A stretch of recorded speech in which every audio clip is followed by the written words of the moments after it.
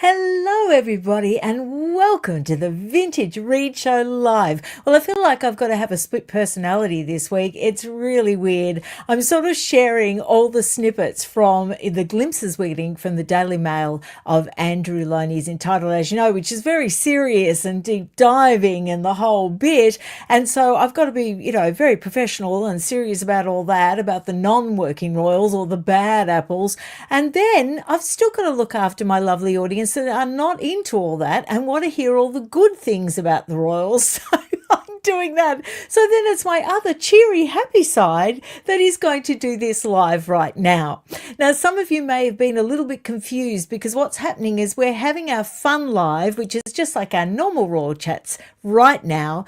But then at the end of this, we're actually going to go over to a deep diving premiere, which is the second part of the glimpses into entitled that the Daily Mail is sharing. And I've got to say, buckle up. It just seems to be getting worse. This episode just blew my mind. I actually had to take a break and have a deep breath when I recorded the next one. Let's just put it that way. It's quite upsetting, really. So happy now. Let's just be light and enjoy the good side of the royal family, which is considerable. And of course, that's why I want to clear up all this mess, because I don't want the Prince and Princess of Wales actually lumbered with all this when William actually ascends to the throne. And of course, we wouldn't want it to linger on and affect Prince George's reign as well. So I do have good motivations. Now, I'm going to get on to some happy news, and it is Peter Phillips' engagement to Harriet Spurling. And I love love. I love an engagement. I love romance. And so let's just have a look at the happy couple. They announced it through Hello Magazine. And this little snippet I just added, both King Charles and William are said to have been given the news before the official announcement, which is nice, and are delighted for the couple. Now, they've been dating for a year, so it's quite quick, isn't it? But they must just be very sure. I was interested to see in the comments as I was sort of getting ready that there are people raising sort of a few doubts about Peter Phillips. I don't know whether it was because, he had his divorce from Autumn Phillips. This day and time, I guess marriages break up. I guess we can't be too sort of harsh about things like that. They clearly are bringing up their children as a very cohesive unit. And I can't really see anything that bad with Peter Phillips. Of course, I don't know a lot about him. He sort of came into my consciousness when he was between Prince William and Prince Harry for Prince Philip's funeral. He was very much the buffer zone, wasn't he? And also I became aware because a lot of stories ran at that time. People were always carrying on around, 2019 and 2020 that Prince Harry was Queen Elizabeth II's favourite grandchild, which was such a load of codswallop. Many reports say that she just looked on and loved all her grandchildren equally. But I did read around the time of Prince Philip's funeral that Peter Phillips was quite special to the Queen, because think about it, Princess Anne had Zara and Peter. They were the very first grandchildren, weren't they? They beat Charles and Diana to the punch. So, yes, you would imagine that she had longer with them. So I guess that she would have a very meaningful relationship with them. Now, the official engagement announcement, I've got to read it out because I love these. I think it's just wonderful. Mr. Peter Phillips, the son of Her Royal Highness Princess Royal and Captain Mark Phillips, and Ms. Harriet Spurling, daughter of the late Mr. Rupert Sanders and Mrs. Mary Sanders of Gloucestershire, have today confirmed their official engagement. A statement released on their behalf read, "Both families were informed jointly of the announcement and were delighted with the wonderful news of their engagement. Their Majesties, the King and Queen, the Prince and Princess of Wales have been informed of the announcement, and no date has been officially set for the wedding." So there you have it, announced from Hello. And then I couldn't believe this stupid angle. Can you believe this angle? Here we go. Don't let your blood pressure go up. Here we go. From Hello. What a ridiculous angle. Prince Harry, look, honestly, I don't think they can sell a Hello magazine without mentioning Harry. Prince Harry could soon be heading back to the UK for a royal family reunion. No, his cousin Peter Phillips has just announced his engagement to NHS paediatrician Harriet Sperling. Well, do we have to make everything about Has? Do we have to make even a lovely engagement announcement about Prince Harry? Do we? Come on, Hello Magazine, pull your socks up. Just going to share a few of your comments. This is from Mom. Is it ma'am that rhymes with ham, or is it mom that rhymes with harm? Peter is handsome. Yes. Do you think so? Well, he's a nice enough looking chap. I don't think, he's a nice enough looking chap. Let's just leave it at that. I wouldn't really call him handsome. I've just bought Andrew Loney's book, Get the Popcorn. Well, JM, honestly, I am not, this is not hyperbole. I'm not plugging the book. I'm just saying I nearly had to blow into a paper bag today. That's really my reaction to just the snippet the Daily Mail shared, which is directly from the book. But there's one thing that I've got to say, and then I'm not going to talk about Andrew Loney anymore. This is not about that, but I'm just going to say this. You wouldn't believe the trouble and the effort to get that book not only published, not because not everyone wanted it, but obviously a lot of people in power didn't want that book published. Also, the legal hurdles that he had to go through. This book has been thoroughly vetted by some of the top legal minds in the UK. So there's that. Also, I'm noticing that some of his most gobsmacking assertions, he names names. He names his sources. It's not someone saying, oh, and Mr. Kafoops, happens to clean the bins at the palace, alleges. No, it's a name. You'd be astonished. Even in this next snippet from the Daily Mail, there's names named. It's blowing my mind. Okay, enough of that. Let's get on to other things. All right, here we go. I can't advertise his book too much. Geez, he'll have to pay me. All right, now, this is another quite negative angle I found from People magazine, which I thought was quite sad. When you're announcing an engagement, do you have to mention his divorce? Do you really? Couldn't have you left it just a week, just to be kind? Queen Elizabeth's grandson, Peter Phillips, announces engagement 4 years after divorce. Oh, gosh. Peter, the eldest grandchild of Queen Elizabeth, has 2 daughters from his previous marriage. Well, talk about sucking the joy out of every situation. My goodness me, People magazine, you just can't help yourself, can you? All right, now this was a fun little snippet. And this was, Eugenie shared this, but it was actually Ayda and Robbie Williams's Instagram. I think it was Ayda Williams's Instagram. And she shared this on her Instagram because they had a holiday with Eugenie and Jack in Portugal.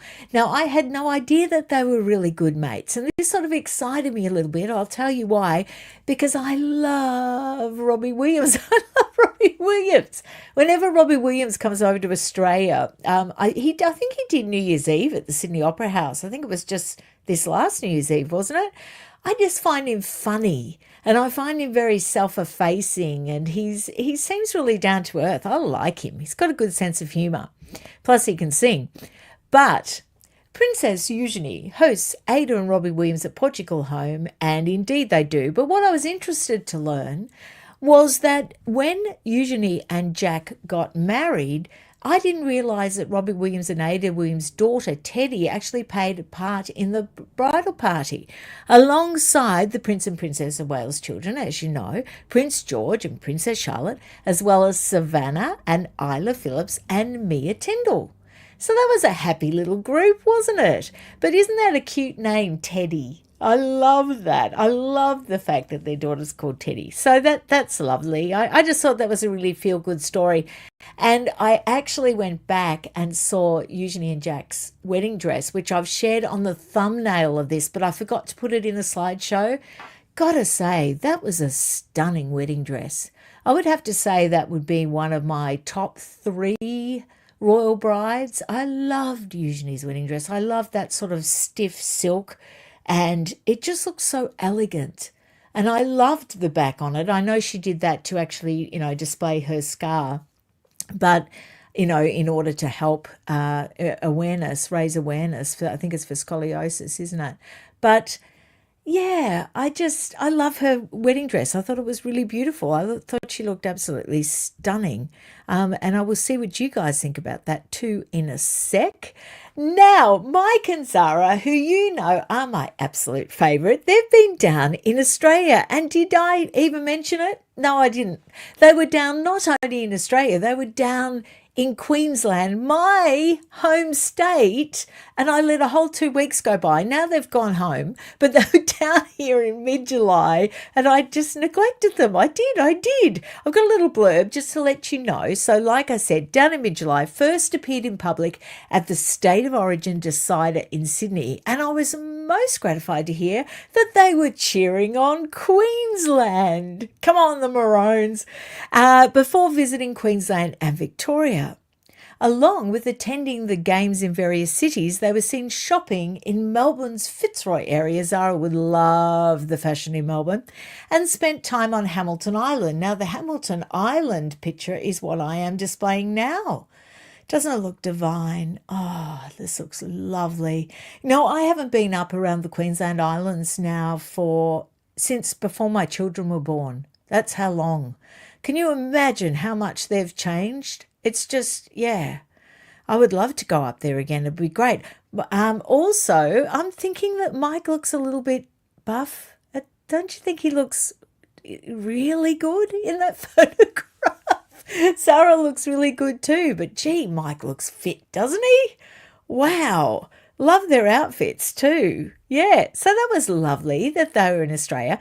But I've also got exciting news. Now, you probably know this already, but I'm just catching up, all right? I'm just catching up. Zara was actually named as Tatler's prestigious best dress list for 2025. Isn't that exciting? Ranked 7th on the 10-person preview, Zara appears alongside fashionable figures, including Princess Alexa of the Netherlands. Now, notably absent from this year's list was the Princess of Wales. She got the top spot, though, back in 2022. I'm sure she will be back yet again. But the publication actually praised Zara a lot. I'll just read out this bit.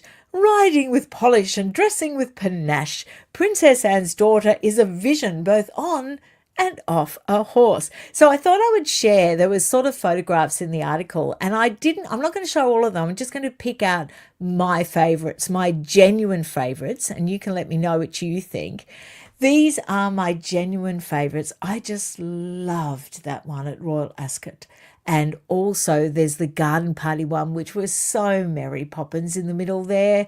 Wasn't that lovely? I'll never forget her appearing on the steps of that garden party with that outfit on. Just seemed so magical. It seemed quite sort of, yeah, it is. It's Mary Poppins, isn't it?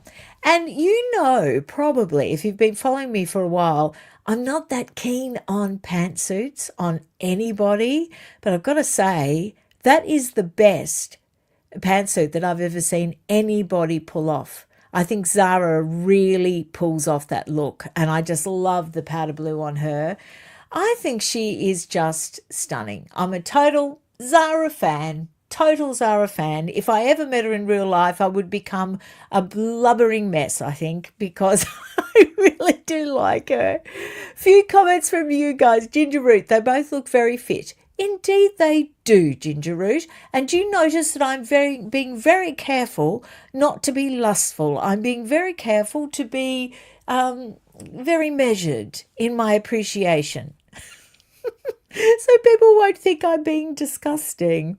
Oh, this is a cute comment, and it's just gone up too quickly, and it was about Eugenie actually curtsying. Here it is. Eugenie had the best curtsy to the Queen at her wedding. Yes, she did. It was lovely. It was really lovely. All of you are saying you love Zara. Zara is so popular. JM, Zara is a beautiful dresser. She dresses to her strength and that she isn't a toothpick but a lovely, curvaceous woman. She is, but she's got a very small waist and I love the way that she actually emphasizes it. She just looks lovely. Yeah, she does. You're right. She does dress to her strengths, very much so. Barbara Luce. Is it Luce?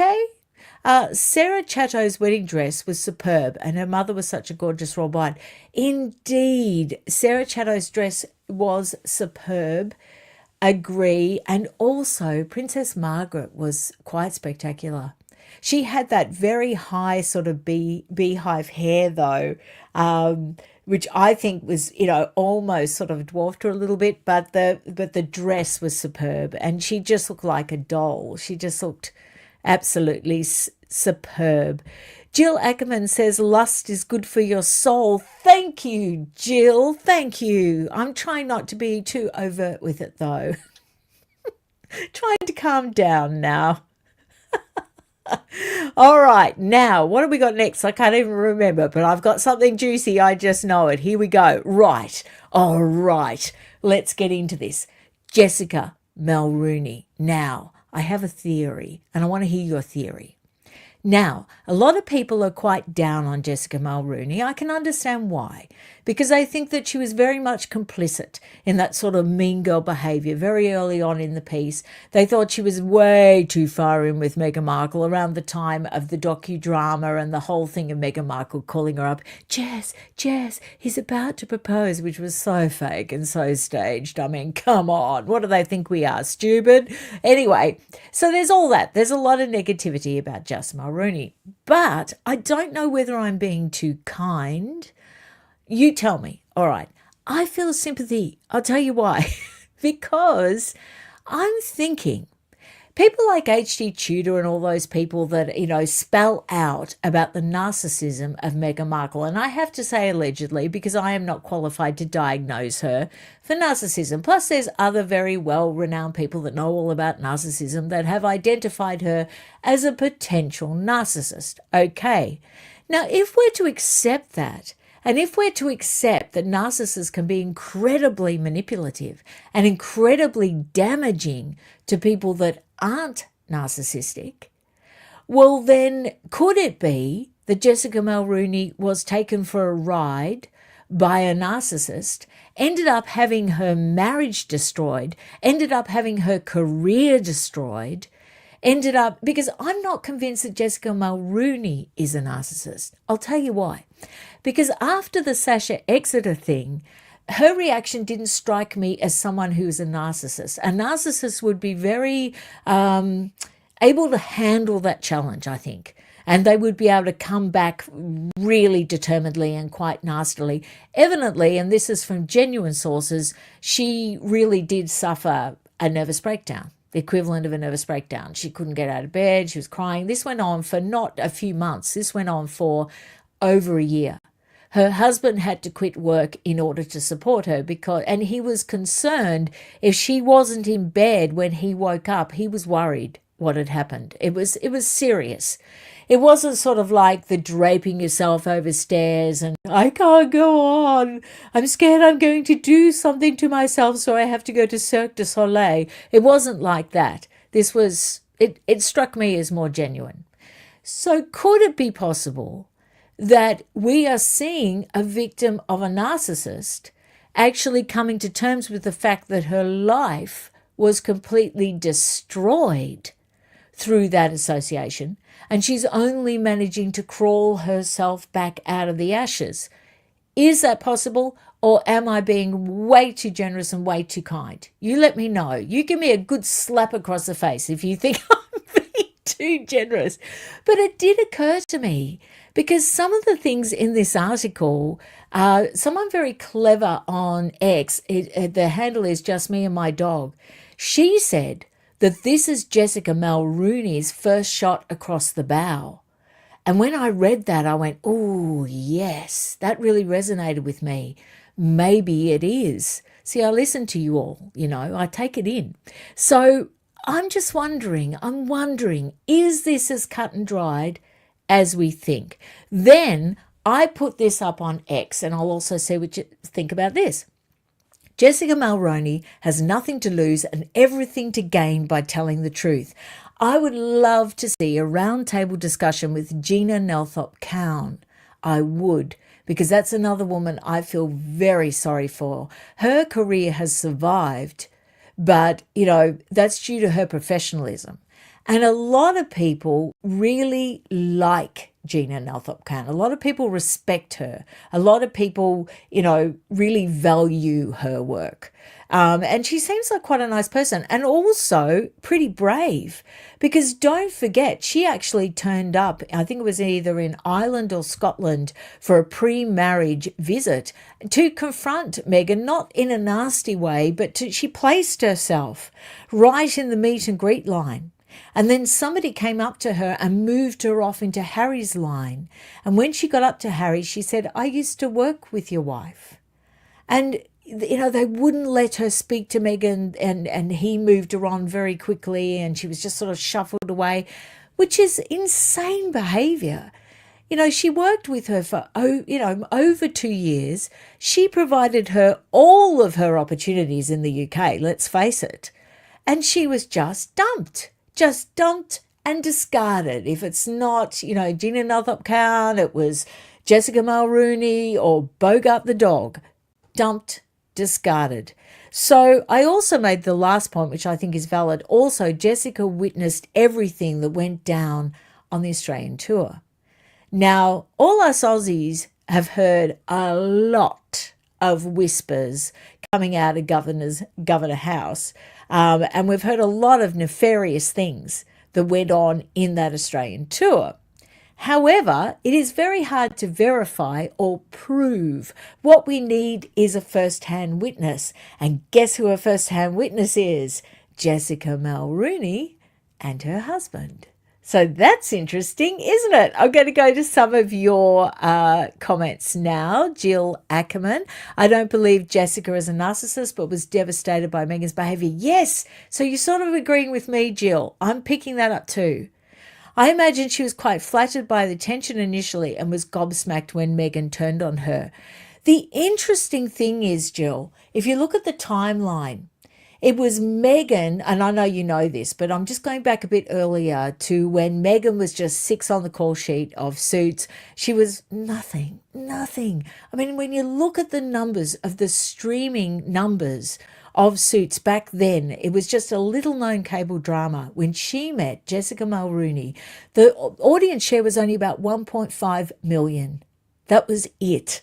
1.5 million. I'm not kidding. I've looked up all this data because I couldn't work out how Meghan got, Sunshine Sacks and all that. It just didn't add up. Didn't add up at all. But that's another video, which I've made several times anyway. But when she met Jessica Mulroney, they were her ticket. They were her ticket to Justin Trudeau and Sophie Trudeau, because they were still married then. They were her ticket to Canadian sort of political class and the Canadian high society. Also, you've got Marcus Anderson, of course, Soho House, who was mates with Corey Vitiello. And Corey Vitiello was instrumental in elevating Meghan, because all the who's who of Canadian society used to go and eat at his restaurant.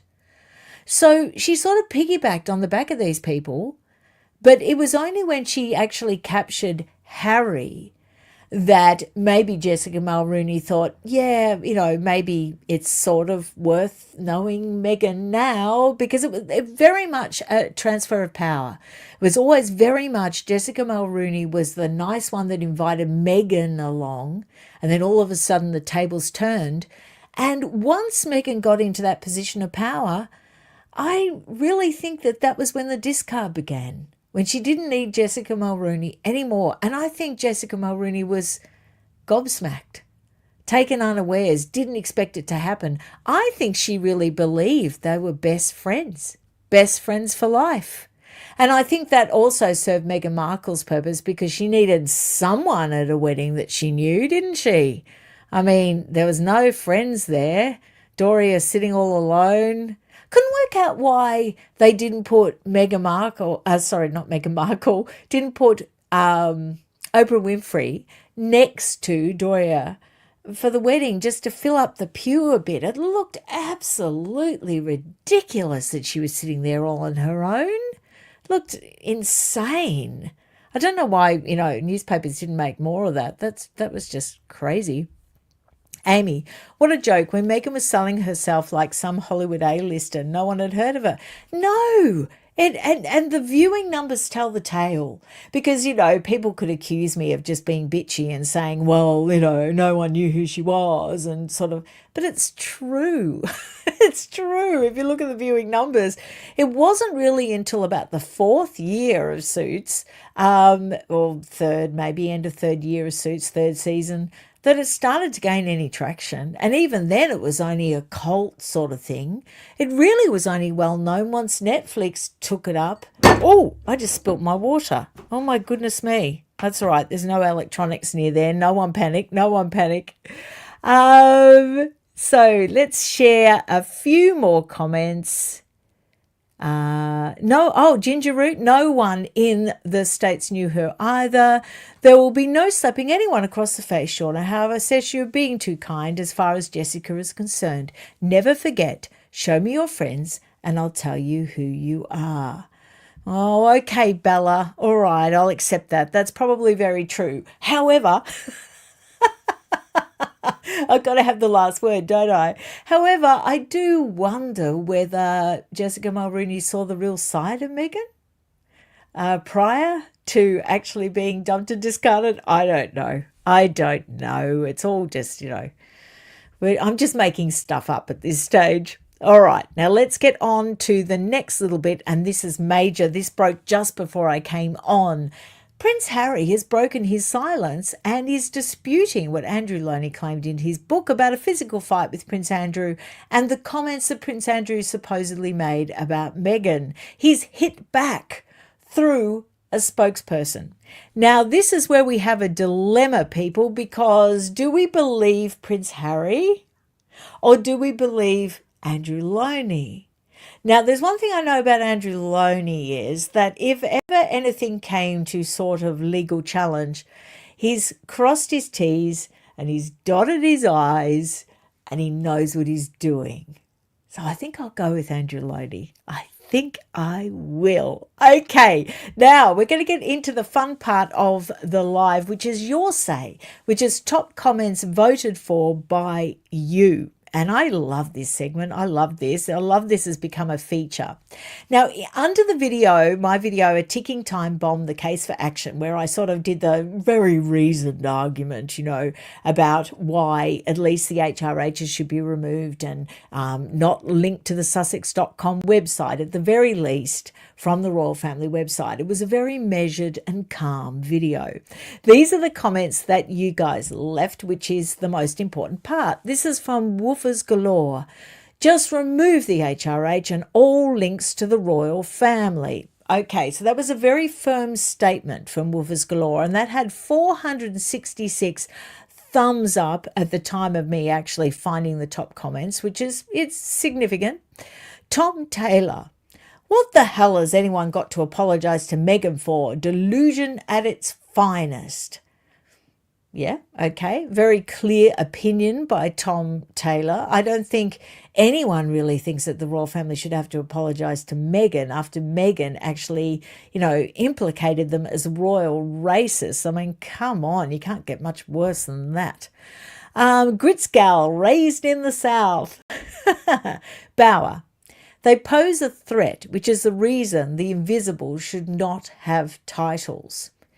Interesting take. Many people were really impressed with the quotes that I shared that Tom Bauer had said. I think that they trust Tom Bauer and they think that anything he says is really impactful because they know that he is indeed a hard and ruthless barrister and he would have thought through everything that he claims. So, it's good to sort of add weight to my argument using people like Tom Bauer. Sorry, Tom, I just used you blatantly. Can't help myself. Next one, Sunny Sun.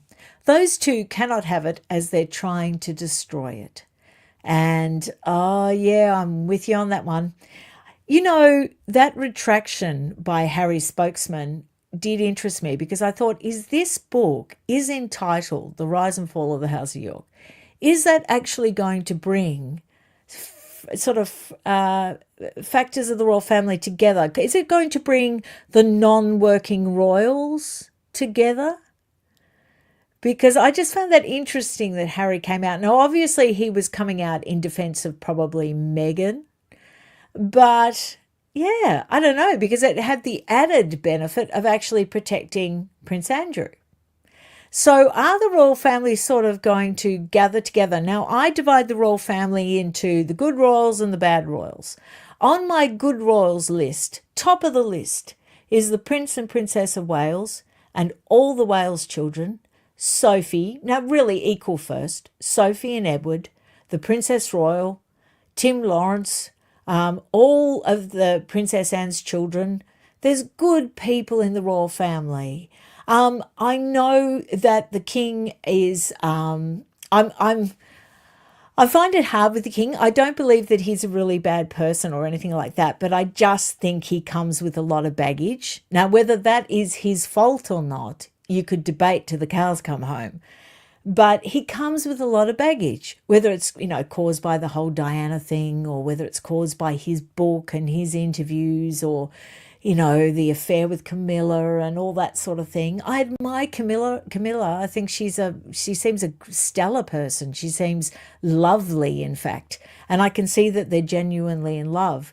But to me, I find them a little frustrating now. I didn't when he first took to the throne, but I find them a little frustrating now just because of the baggage.